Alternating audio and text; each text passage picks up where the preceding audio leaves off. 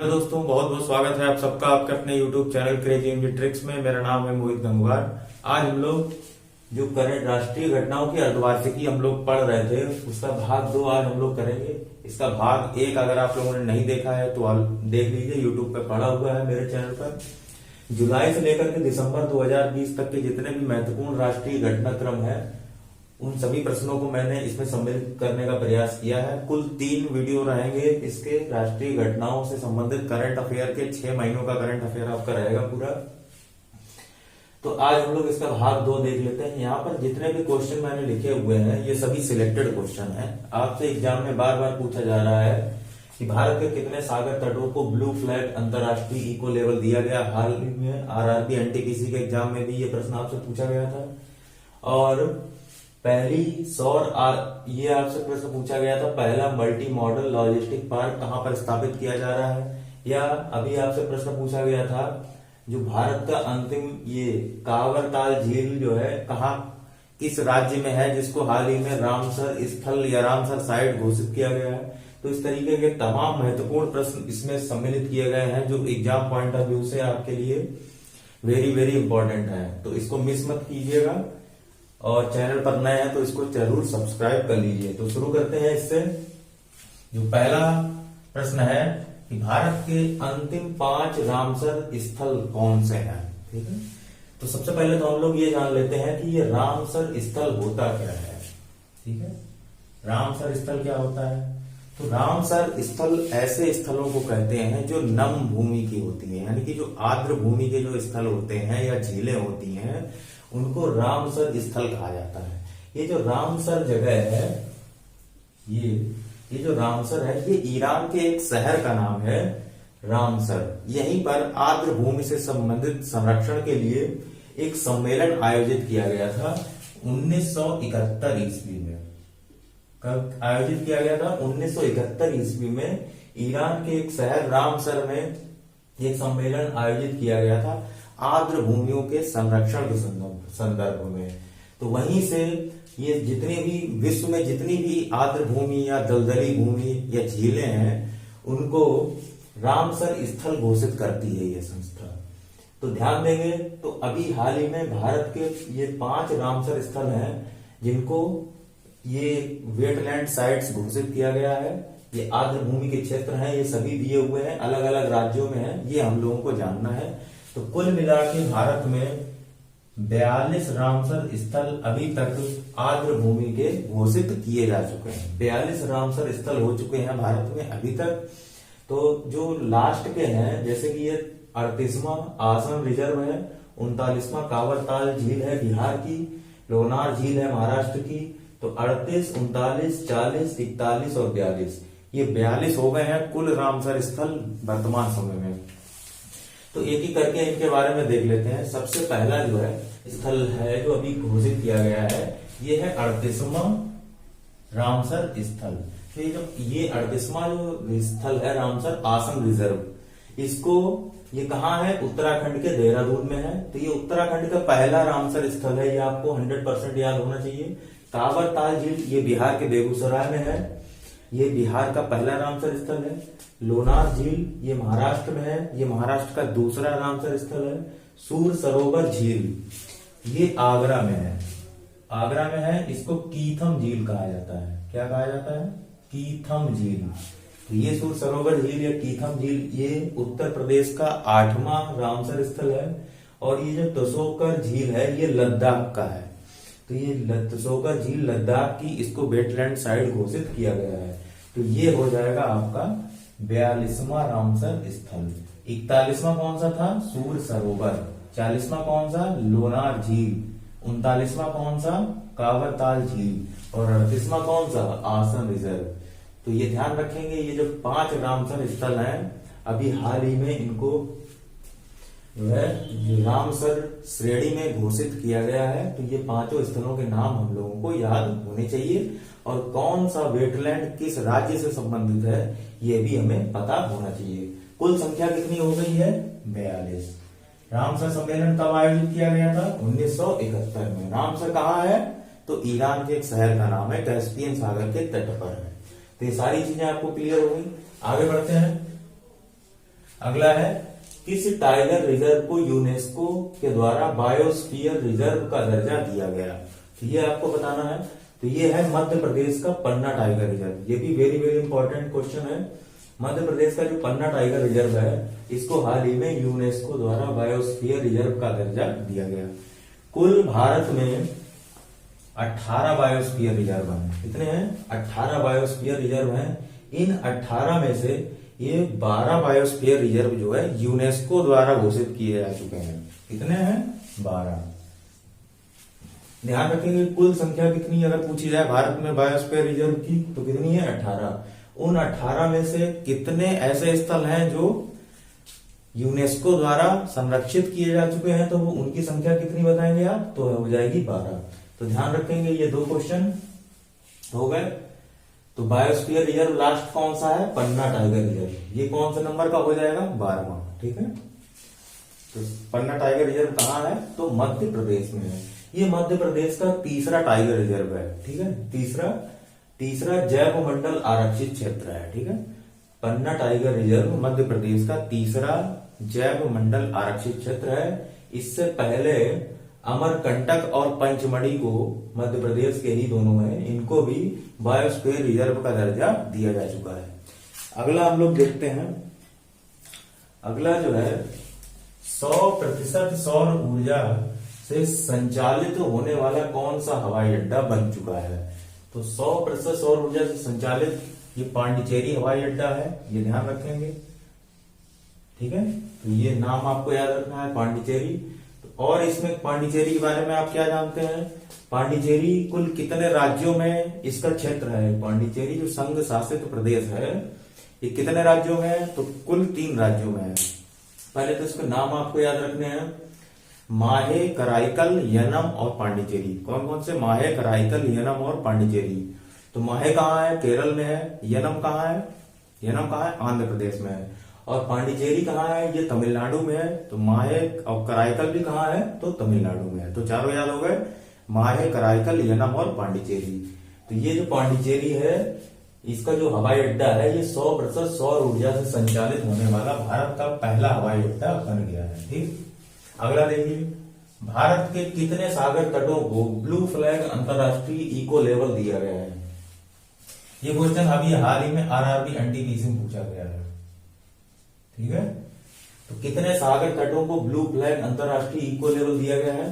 तो कुल 8 जो सागर तट हैं भारत के, उनको ये अंतरराष्ट्रीय इको लेवल दिया गया है। तो ये इको लेवल डेनमार्क द्वारा दिया जाता है, पहले तो ये पता होना चाहिए। और ब्लू फ्लैग अंतरराष्ट्रीय इको लेवल उन समुद्र तटों को दिया जाता है जो बहुत ही साफ सुथरे होते हैं। तो ध्यान रखेंगे, डेनमार्क द्वारा दिया जाता है। और कुल भारत के कितने हैं? तो 8 समुद्र तटों को ब्लू फ्लैग अंतरराष्ट्रीय इको लेवल दिया गया है। मैं आपसे पूछूं कि कितने समुद्र तट हैं भारत के, कुल कितने राज्य भारत से समुद्री सीमा लगाते हैं, तो आप क्या बताएंगे? भारत के कुल 9 राज्य ऐसे हैं जो समुद्री सीमा से सटे हुए हैं, और 4 ऐसे केंद्र शासित प्रदेश हैं जो समुद्री सीमा से सटे हुए हैं। इन 9 का नाम और इन 4 का नाम आप कमेंट बॉक्स में लिखिए, जिससे कि पता चल जाए कि कौन कौन से हैं। ठीक है, वैसे ये सभी आप लोगों को पता होना चाहिए। जैसे कि गोवा, गुजरात से शुरू कर दीजिए। गुजरात है, गोवा है, महाराष्ट्र है, नीचे चले जाएंगे तमिलनाडु है, फिर केरल है, उसके बाद कर्नाटक है, ऊपर बढ़ जाएंगे आंध्र प्रदेश है, उड़ीसा है, कोलकाता है। ये सब मिला के आपको बताना है, कमेंट बॉक्स में लिख दीजिए। बाकी 4 केंद्र शासित प्रदेश हैं, ये भी आपको पता होना चाहिए। अंडमान निकोबार है, लक्षद्वीप है, पांडिचेरी है। इस तरीके से आप कमेंट बॉक्स में लिखिए। ठीक है, अगला देखिए, दुनिया का पहला इंटरनेट से नियंत्रित रोबोट कौन सा है? तो अभी हाल ही में दुनिया का पहला इंटरनेट से नियंत्रित रोबोट बनाया गया है। महाराष्ट्र के एक 23 साल के इंजीनियर हैं, इनका नाम है प्रतीक तिरोड़कर। इन्होंने एक रोबोट बनाया है जिसका नाम दिया गया है कोरोबॉट। क्या नाम दिया गया है? कोरोबॉट। इस रोबोट की एक खासियत है कि जितने भी कोरोना मरीज हैं उनके पास ये जाकर उनको दवाई दे सकता है, उनसे विचार विमर्श कर सकता है, उनको इलाज के दौरान बरतने वाली जितनी भी सावधानियां होती हैं उनको बता सकता है। और सबसे बड़ी खास बात यह है कि ये एक ऐप द्वारा संचालित हो सकता है। दुनिया में कहीं पर भी बैठ करके आप इस कोरोबॉट को संचालित कर सकते हैं। इसीलिए कहा गया है कि पहला इंटरनेट नियंत्रित रोबोट है ये, ठीक है, दुनिया का पहला है, भारत में बनाया गया है। तो नाम याद रखेंगे कोरोबॉट। इंजीनियर कौन है, किसने बनाई है, तो प्रतीक तिरोड़कर ने बनाया। अगला देखिए, अगला है देश की पहली सौर आधारित एकीकृत बहुग्राम जल आपूर्ति योजना, ये किस राज्य में शुरू की गई है। तो ध्यान रखेंगे जो सौर आधारित एकीकृत बहुग्राम जल आपूर्ति योजना ये अरुणाचल प्रदेश में शुरू की गई है, ठीक है। अरुणाचल प्रदेश की जो लोअर दिबांग घाटी है उसके लगभग 39 गांवों में पानी पहुंचाने के लिए ये योजना शुरू की गई है, एकीकृत बहुग्राम जल आपूर्ति योजना। आपको बताना है कि वर्तमान में जल शक्ति मंत्री कौन है, तो मैं आपको बता देता हूं जल शक्ति मंत्री कौन है, गजेंद्र सिंह शेखावत। इन्होंने ही इस योजना की शुरुआत की है, कहां पे की है, तो अरुणाचल प्रदेश। क्या राजधानी है अरुणाचल प्रदेश की, ईटानगर, ठीक है। आगे बढ़े, अगला क्वेश्चन देखिए। अगला, भारत का पहला मल्टी मॉडल लॉजिस्टिक पार्क कहां पर स्थापित किया जा रहा है, ये आपको बताना है। पहला मल्टी मॉडल लॉजिस्टिक पार्क, तो भारत का पहला multi modal logistic park Assam के जोगी घोपा जिले में स्थापित किया जा रहा है और इसकी जो लागत है कुल 693 करोड़। ये 693.97 यानी कि आप 694 करोड़ के आसपास इसकी लागत है। असम के जोगी घोपा जिले में ये स्थापित किया जा रहा है। अब बात आती है कि जो मल्टी मॉडल लॉजिस्टिक पार्क क्या होता है।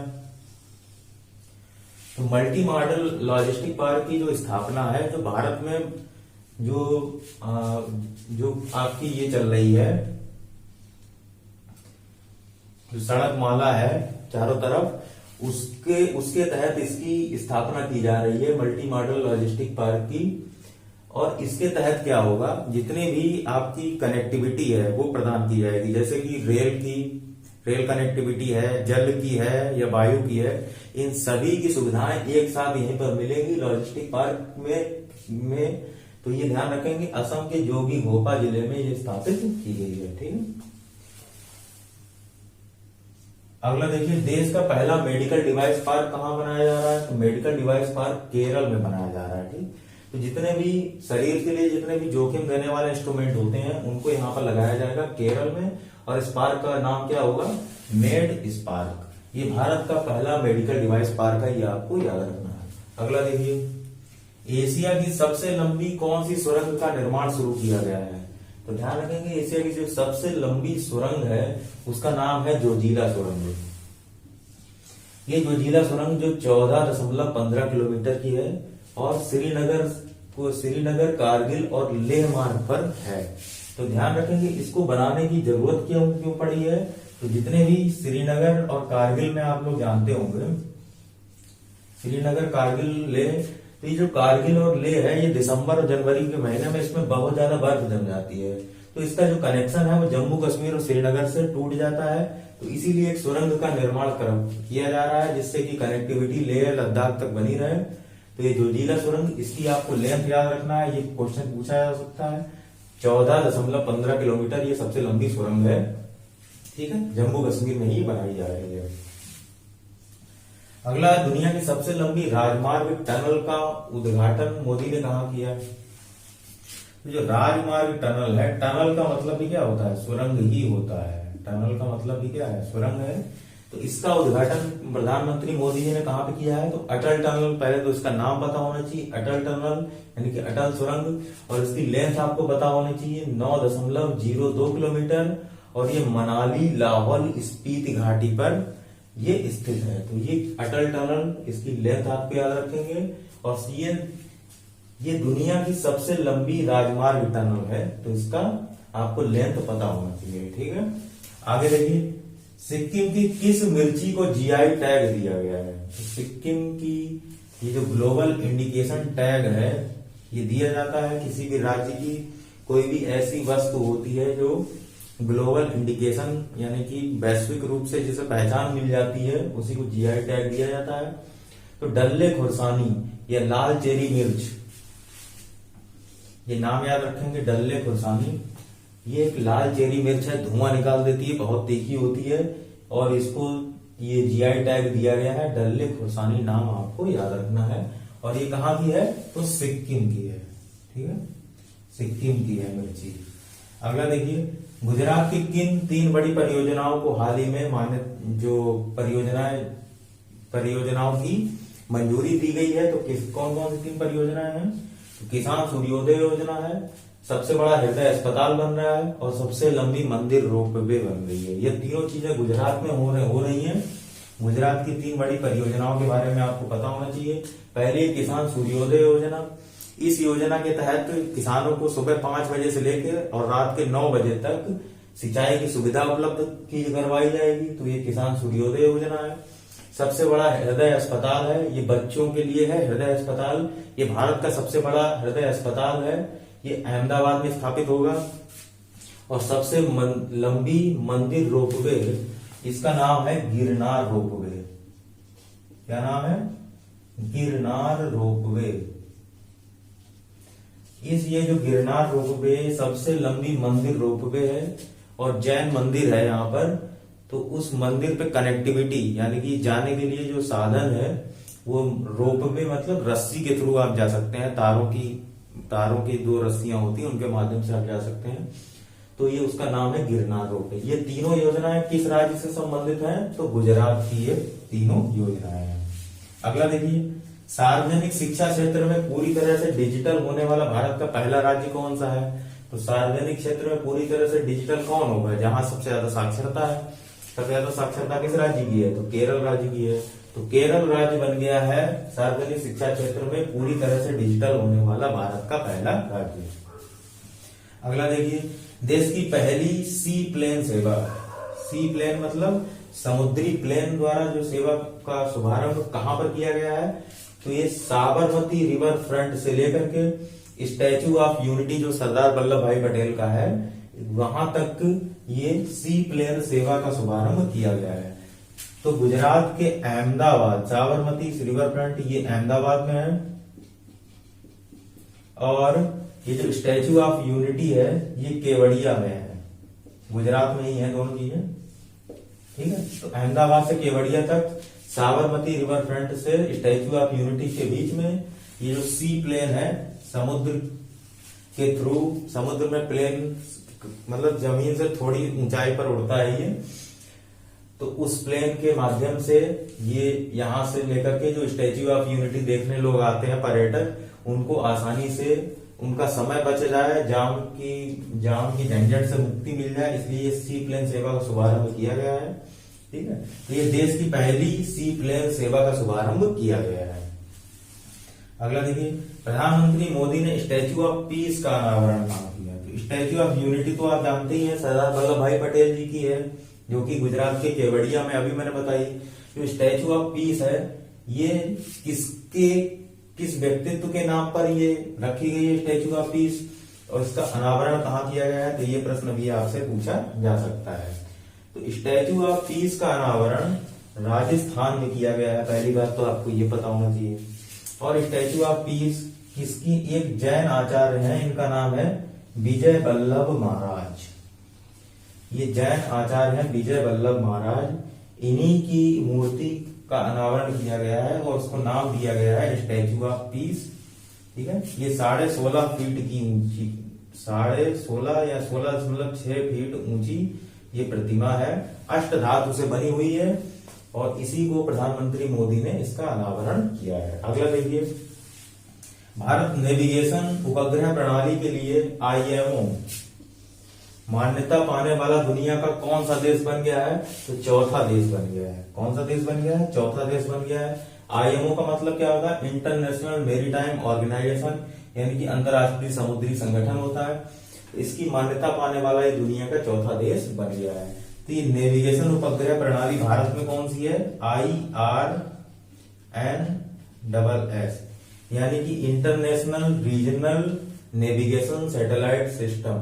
ये हिंद महासागर में जो world wide navigation satellite system है, उसकी मान्यता पाने वाला दुनिया का चौथा देश बन गया है, ठीक। तो ये IRNS भारत का है।